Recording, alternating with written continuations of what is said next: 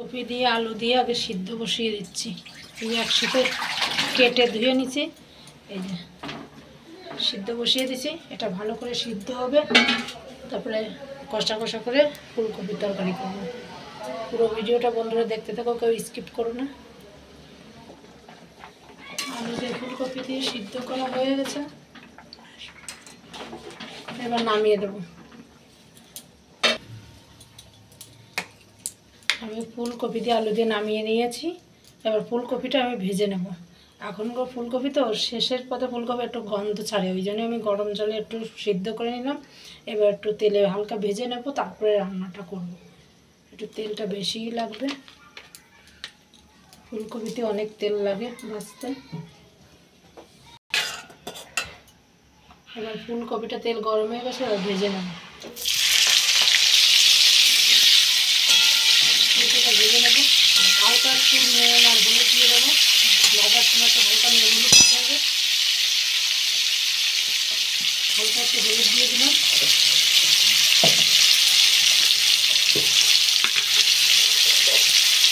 অল্প একটু নুন দিয়ে দিলাম। এবার এইটা আমি ভেজে নেব। এইবার বন্ধুরা ফুলকপিটা করে খেয়ে রাখবে, দারুণ লাগে খেতে।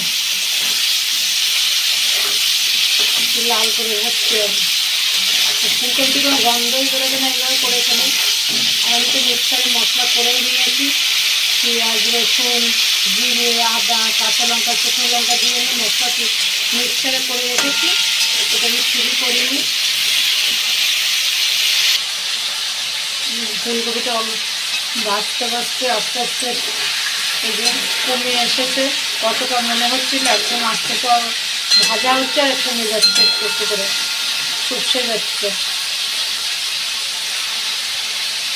বললাম তো হালকা করে ভেজে নেবো, হালকা করে ভাজা হয়ে গেছে। এবার আমি ফুলকপিটা তুলে নেবো। ফুলকপিটা ভাজা হয়ে গেছে, নামিয়ে নিয়েছে। এবার আলুটা ভেজে নেবো। আলুটা ভেজে নেবো, আলুটা একটু বেশি লাল করে ভাজবো।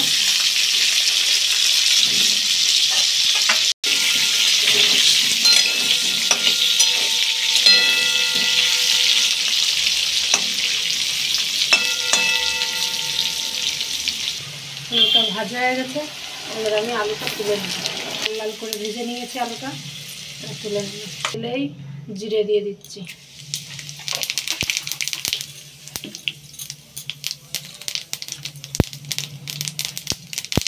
তেজপাতা দিচ্ছি, করে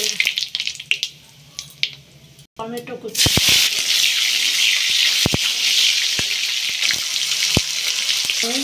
মিক্সারে মশলা করেছিলাম সব একসাথে দিয়ে সেই মশলাটা দিয়ে দিচ্ছি। মশলাটা আমি ভালো করে কষিয়ে নেব। মশলাটা ভালো করে কষিয়ে নেব, কষাবো, তারপরে নুন হলুদ। মশলাটা একটু কষিয়ে নিলে এবার নুন হলুদ দিয়ে দেবো। পরিমাণ মতন নুন দিলাম, পরিমাণ মতন হলুদ গুঁড়ো,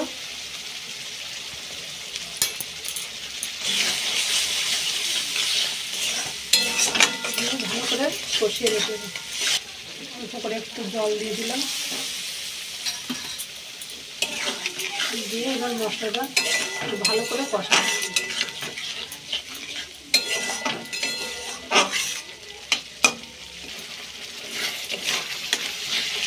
মশলাটা কষিয়ে নিচ্ছি, এটাতে আলুটা দেবো। আলুটা দিয়ে আর একটু কষাবো। ভেজে রাখা আলু দিয়ে দেবো, ভেজে রাখা আলু দিয়ে দিলাম। ভেজে রাখা আলু দিয়ে আর একটু ভালো করে কষিয়ে নেব। ফুলকপিটা দিয়ে আমি কষাবো না, কেননা ফুলকপি দিয়ে কষালে তাড়াতাড়ি সিদ্ধ হয়ে ভেঙে যাবে, ফুলকপিটার গোটা গোটা থাকবে না। তার জন্য আমি আলু দিয়ে এই মশলাটা কষিয়ে নিচ্ছি, ফুলকপি দিয়ে কষাবো। হালকা করে একটু সামান্য চিনি দিয়ে দিলাম।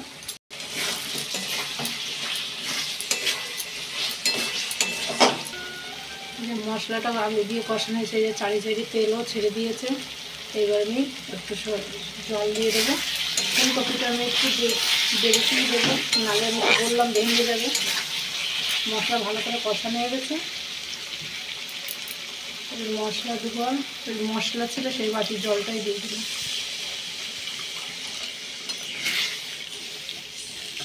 এবার যে ফুটে উঠবে, একটু ফুটে উঠলে আমি ফুলকপি দিয়ে দেবো।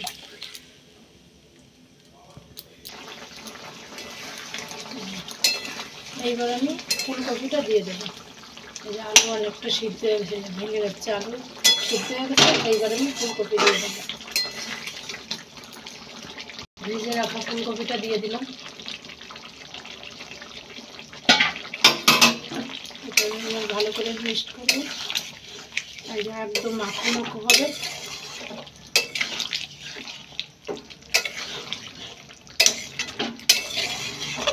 একটু ফুটলেই আমি নামিয়ে দেবো। ফুলকপি পুরো পিস পিস রয়ে গেছে, এইভাবে দিয়েছি লাস্টের দিকে, ওই জন্যই ফুলকপি প্রত্যেকটা ফুলকপি এক রকমের পিস পিস রয়েছে। একটুও ভাঙবে না, একটু লেট করে দিতে হবে। ফুলকপিটা আগে ভেজে রাখতে হবে। এইভাবে একদিন বন্ধুরা খেয়ে দেবো। ফুলকপি রান্না করে খুব সুন্দর লাগে, খুব টাইম লাগে খেতে। কালারটাও কি সুন্দর এসছে কালারটা। কেউ স্কিপ করে না, পুরো ভিডিওটা দেখো, দেখে একদিন এইভাবে করে খেয়ে বলো কমেন্টে জানিয়ে যে খারাপ হয়েছে না ভালো হয়েছে। আমার ফুলকপি রান্না হয়ে গেছে, শুকনো শুকনো করে রান্না হয়ে গেছে। এবার আমি নামিয়ে দেবো। যে আলু কত সুন্দর গলে গেছে বন্ধুরা, পুরো ভিডিওতে দেখো ভালো করে দেখাচ্ছি। আলুটাও কেমন গলে গেছে, আলু গলে গেছে। ফুলকপি তো লাস্টে দিয়েছি, তাও ফুলকপি গলে গেছে। এই যে ভেঙে যাচ্ছে, ফুলকপি গলে গেছে। এবার আমি নামিয়ে দেবো।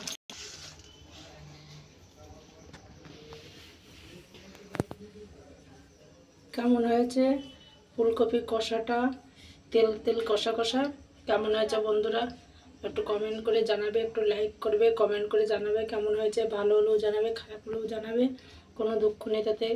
সব খারাপ হলে বললে আবার নতুন করে ভালো করে চেষ্টা করা যাবে। সবাই ভালো থেকো, সুস্থ থেকো, সাবধানে থেকো। টাটা।